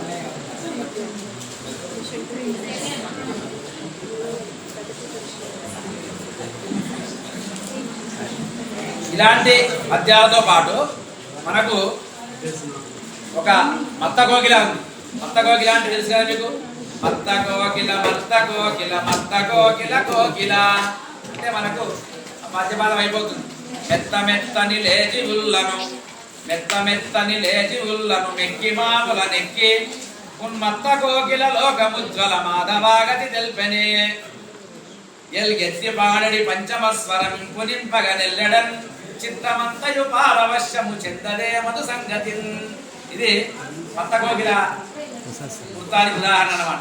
అక్షయంబుగ కాశీలోపల అన్నపూర్ణ భవానివై సాక్షి గణపతి కన్న తల్లివి సత్తునావతి శాంభవి మోక్షముదగడు కనకదుర్గము మూల కారణ శక్తివి శిక్ష చేయుదు ఘోరభవముల శ్రీగిరి భ్రమరాంబిక. ఇవి అన్ని పాత పద్యాలు మనకు ఉన్నాయి. ఈ మత్త కోకిల ఉదాహరణ చెప్పుకోవచ్చు. ఇది కాకుండా ఇంకొక ఏకాక్షర పద్యం సిరి సుబ్బల శతావధాని గారు ఒక నకారంతోనే మాదయ్య గారు మల్లన తర్వాత ముక్తిమ్మని కూడా చెప్పారు. ఈ కాలంలో సిరి సుబ్బల శతావధాని గారు చెప్పారు ఒక పద్యం. నాన్న నే నిన్ననే నన్నానని నన్నె నిన్న నన్ను నిన్ను నిన్నే నిన్నెన్నో నేనన్నాననౌనను నేనని నిన్నెన్నన్. మొత్తం రెండే అక్షరాలు. నేను పిల్లలకి చెప్తుంటాం కదా మనం, నేను నిన్నన్నానా నీ నాన్నన్నా ఒకటే అక్షరం. అది కాకి కాకీక కాకికే కేకీక కేకికి కాకీక కాకికి కాక కేకిక అంటారు. కేకి అంటే నెమలి, కాకి అంటే కాకి. అంటే కాక కృష్ణ పిక కృష్ణగా ఓభేద పిక కాకయో. కాకినాడలోనే ఉంటుంది, కోకినాడలోనే ఉంటుంది. ఓభేద పిక కాకయో ఏం తేడా ఉండదు. తేడా ఎప్పుడు తెలుస్తుంది మనకు? వసంతకాలే సంప్రాప్తే కాక కాక పిక పిక. వసంతకాలం వస్తే కాకి రోజు తెలిస్తే గలం విప్పితే కాకేదో కోకిలో తెలుస్తుంది. ఇలాంటి వర్ణనలు చాలా ఉన్నాయి మనకు. ప్రాచీన కవులు అందించారన్నమాట. అవి నేర్చుకుంటే ఒకటేనండి, ఏం లేదు. ప్రాచీన కవుల యొక్క పద్యాలు, పురాణాలు, ప్రబంధాలు బాగా చదవాలి. దేశాటనం, పండిత మిత్రతాచ, మారాంగన, రాజసభా ప్రవేశ, అనేక గ్రంథాద్యవలోకనంచ, చాతుర్యమూలాని భవంతి పంచ అని మా గురువులు గారు చెప్పారు. 5 అట. ఏది? దేశాటనం. అన్ని దేశాలు తిరగాలి మనం. దేశాలు అంటే మనం తిరుగుతాం మన దేశాలు, కానీ మన ఇలాంటి సభలు అయినప్పుడు, మీటింగ్లు అయినప్పుడు కంపల్సరీ మనం శిక్షణలు తీసుకోవాలి. తీసుకుంటే మన నాలెడ్జ్ పెరుగుతుంది. దేశాటనం. పండిత మిత్రదాచ, పండితులతోని సాంగత్యం. నీ పాద కమల సేవయు నీ పాదార్చకులతోడి నెయ్యము నితాంత అపారభూత దయను తాపస మందారణాన్ని దయచేసి స్వతన చెప్పాడు కదా అట్లా. తర్వాత అనేక గ్రంథాద్యవలోకనంచ, చాలా గ్రంథాలు చదవాలి. దేంట్లో ఏముందో తెలుసుకోవాలి. తెలుసుకుంటే మన జ్ఞానం పెరుగుతుందన్నమాట. ఇవన్నీ చాతుర్యమూలాని భవంతి పంచ. ఇవి కూడా మనకు మన జ్ఞానాన్ని పెంపొందించుకోవడానికి ఉదాహరణలు అవుతాయి అని ధర్మశ్రీ గారి పద్యం ఒకటి మనందరికీ తెలుసు. ఇదివరకు ఆంధ్రకేసరి పాటలో ఉండే. రండి రాయిలే కాల్చుకొండి రాయని నిండు గుండెలిచ్చిన మహోద్దండమూర్తి పట్టింపు వచ్చన బ్రహ్మంతవాణి గర్తించి నిలబెట్టు పెద్ద మనిషి తనకు నామాలు పెట్టిన శిష్యులను కూడా ఆశీర్వదించు దయామయుండు సర్వస్వము స్వరాజ్య సమర యజ్ఞమునందు హోమమ్మవర్చిన సోమయాజి అతడు వెలుగొందు ముక్కోటి ఆంధ్రజనుడు. భజన రాసినప్పుడు 3 కోట్ల మంది ఉండే, ఇప్పుడు 7 కోట్ల మంది లేదు. అతడు ముక్కోటి ఆంధ్రజనుడు నమ్మి గొలిచిన ఏకైక నాయకుండు మన ప్రకాశము మన మహానాట్యమౌలి సరి సములు లేని ఆంధ్రకేసరి అతండు అని ఆంధ్రకేసరి పేరు చెప్పాడు. సరే, ఎవరి పేరు చెప్పినా సందర్భం ఏదైనా ఆ పదాలు దళితమైనటువంటి పదాలు మనకు అందించాలన్నమాట. కృష్ణవిలాపం తెలుసు అని అందరికీ. సూలు దారాలతో బిగించి సూదులో నెల్లెలో నుండి సూదులు గుచ్చిగుచ్చి ముడులు వేర్లు ముచ్చటమమ్ము అక్కడ లేని వారిని ఆడవాళ్ళని వర్ణించారు. కాబట్టి అలాంటి సుకుమారమైనటువంటి పద్యాలు, దళిత భావాలనే పద్యాలు ధర్మశ్రీ గారు మనకు అందించారు. తర్వాత సతీ అనసూయ వర్ణిస్తూ ఒక అద్భుతమైన పద్యం చెప్తాడు. అలా కలహభోజనుని మృష్టాన్నమునకు ఇనుప గుగ్గిళ్ళు వండి వడ్డించినావు అమ్మ నీ చేతి తాలింపు కమ్మదనము భారత దేశాన గుమగుమ పరిమళించే. అమ్మ మాతృమూర్తులు మీరే నేర్చుకోవాలి. ఇంట్లో వంట చేస్తారు కదా, మంచిగా పోపు వేస్తారు కదా, ఆ పోపు పక్కింట వాళ్ళ వాసన రావాలి, మంచి వంటకాలు చేసుకుంటారు, మేము కూడా తినాలనేటువంటి ఒక నోరు ఊరాలి. అలాంటి పోపు మీ అందరికంటే ముందే అనసూయాదేవి పెట్టిందట. ఎందుకు? ఆ బ్రహ్మ విష్ణు శివుడు ముగ్గురిని త్రిమూర్తులను చిన్నపిల్లలు చేసింది కదా, చేసి ఏం చేసింది? ఇనుప కుక్కిళ్ళు, మామూలు శనిగలు కావు, శనిగలు ఉడకబెట్టి వండి వాళ్ళకి వడ్డించాలి. ఇనుప కుక్కిళ్ళు వండిందట. ఇనుప గుగ్గుల్లో వండి వడ్డించినావు అమ్మ నీ చేతి తాలింపు కమదనము భారతదేశాన గుమగుమ పరిమరించే అంటాడు. నువ్వు వేసిన పోపు వాసన భారతదేశంలో వ్యాపించింది అంటే నీ కీర్తి దశ దిశలా వ్యాపించింది అని వ్యంగ్యార్థం అన్నమాట. ఇలాంటి దళితమైన పద్యాలు చాలా ఉన్నాయి మనకు. కాబట్టి అలాంటి పద్యాలు మనం నేర్చుకునే ప్రయత్నం చేస్తే ఇంకా ఒక్క 5 నిమిషాలు మీ సమయం ఇవ్వండి. సదృశ్యమూర్తి సార్ వస్తున్నారు, రాగానే వారిని సన్మానించుకుని పంపిస్తారు. ఎందుకంటే వారు పనిని విడిచిపెట్టుకొని వచ్చిన మన కోసం ఒక్క 5 నిమిషాలు మనకు సమయం కేటారు. అమూల్యమైనది. ఈ రసానందాన్ని మనం అక్కడ ఆస్వాదించారు. బయలుదేరాడా? ఒక 5 నిమిషాలు వస్తుంది. ఒక 5 నిమిషాలు మీ అమూల్యమైన సమయాన్ని మా కోసం కేటాయించారు. మన కోసం 5 నిమిషాలు ముగిద్దాం సార్ రాగానే. తర్వాత సమస్య సుమన్ సార్ అంటున్నాడు కాబట్టి అవధానంలో ఒక అంశం సమస్య ఉంటుంది. ఉదాహరణకు రాధేయుడు నందినెక్కి రావను గెలిచన్, ఇదే సమస్య ఇతరులకు ఎనదలు ఉండే. రాధేయుడు నందినెక్కి ఎవరిని గెలిచిండు? రావణాసుని గెలిచిండు. ఏమన్నా సంబంధం ఉందా? రాధేయుడు అంటే ఎవరు? కర్ణుడు. ఏం మీద ఎక్కిండు? నంది మీద ఎక్కిండు. ఎవరిని గెలిచిండు? రావణాసుని గెలిచిండు. ఒకదానికొకటి సంబంధమే లేదు. దీని తెరనమాట సంబంధమే లేదు. అంటే దీన్ని కవి ఏం చేసిందంటే ఈ మద్యపాలం ఉంది కదా, దీన్ని 3 భాగాలుగా చేసుకుంది అనమాట. చేసుకొని రాధేయుడు ఒక ఆన్సర్, నందిని ఎక్కి ఒక ఆన్సర్, తర్వాత రావణ గెలిచింది ఒక ఆన్సర్. 3 ఆన్సర్లు అయినాయి కదా. ఇది ప్రశ్నలు మనం వేసుకోవాలి. ఇప్పుడు మనం భగవద్గీత విద్యార్థులకు ఇస్తారు కదా, ప్రశ్నలు చేయండి. ఈ పేరాగ్రాఫ్ చదివి ప్రశ్నలు తయారు చేయండి అంటాం. లేదా ప్రశ్నలు ఇస్తే సమాధానం రాయమంటుంది. ఇది సేమ్ దాంట్లో నుంచి వచ్చినటువంటి అంశమే ఇది అనమాట. ఆయన ఏం చేసిండు? యోధెవ్వడు కురుబలమున, ఒక ప్రశ్న. మొదటి పాదము యోధెవ్వడు కురుబలమున అంటే కౌరవులలో బాగా బలం కలిగినటువంటి వాడు యోధుడు ఎవరు? ఫస్ట్ వచ్చేసి ఆన్సర్ వచ్చేసి యోధెవ్వడు కురుబలమున. రెండో పాదము నందినెక్కి రావాలి. మాధవ సకుడేమి ఎక్కి మరి తిరుగాడు. ఇప్పుడు పద్యం దాదాపు 10 ఏళ్ళైంది. మాధవ సకుడేమి ఎక్కి మరి తిరుగాడు. మాధవ సకుడు అంటే ఎవరు? విష్ణుమూర్తి యొక్క ఫ్రెండ్ శంకరుడు. ఆయన దేని ఎక్కి తిరుగుతాడు? నంది ఎక్కి. ఒక ప్రశ్న వచ్చింది కదా. చివరికి రావాల్సింది ఏంటి? ఆదిత్య రాముడు ఎవరే? రాముడు ఎవరిని సంహరించిండు? అయిపోయింది కదా. చాలా కష్టమైనటువంటి సమస్య సులభంగా అయిపోయింది. ఇది ఇట్లా సమస్యలు చాలా ఉంటాయి. తర్వాత సుగ్రీవుని ఎడమకాలు శునకము కొరికెన్. సుగ్రీవుడు ఎప్పటికీ రాముడు వాడే రామాయణగా వారి కాలు శునకం దొరికింది. సుగ్రీవుడు ఎక్కడ వచ్చి శునకం ఎక్కడ అంటే మనం ఏమనుకుంటాం? అబ్బా రామాయణంలో పోవాలేమో. సుగ్రీవుడు అంటే అదే చెప్పచ్చు. రెండో అక్షరం ఏముంది? ప్రాస గ్రీ ఉంది. గ్రీ అన్ని చివరి పాదంలో ఏం ప్రాస ఉంటే మిగతా 3 పాదాలు అదే ప్రాస ఉంటారు. అందుకని దానికి ఒక కథ అల్లుకోవాలి. ఆయన ఏం చెప్పాడు కవి అవధాని? అగ్రహారపు నడివీదిన, ఒక అగ్రహారం ఉంది. అగ్రహారపు నడివీదిన విగ్రహములాడి తోల్పములు అంటారు కదా. ఆ తోల్పములల్లా రాముంది ఉంటుంది, కృష్ణుంది ఉంటుంది, సుగ్రీవుంది ఉంటుంది. అగ్రహారపు నడివీదిన విగ్రహములాడగా ఆ సుగ్రీవుని జడమకాలు శునకం దొరికింది. ఆ విగ్రహాలు తోల్పములు ఉంటాయి కదా, సుగ్రీవుని బొమ్మ ఉంది. ఆ తోలుదే కాబట్టి తోలును కుక్క కొడుతుంది కదా, కాబట్టి ఆ సుగ్రీవుని జడమకాలు శునకం దొరికింది. ఇలాంటి సమస్య. అలాగే గుండ్రానికి కాళ్ళు వచ్చి గుణగుణ నడిచాను. బాగా దీర్ఘమైన సమాసాలు సమస్య చెప్పడం లేదు, చిన్న చెప్తున్నాను. గుండ్రానికి కాళ్ళు వచ్చి గుణగుణ నడిచాను.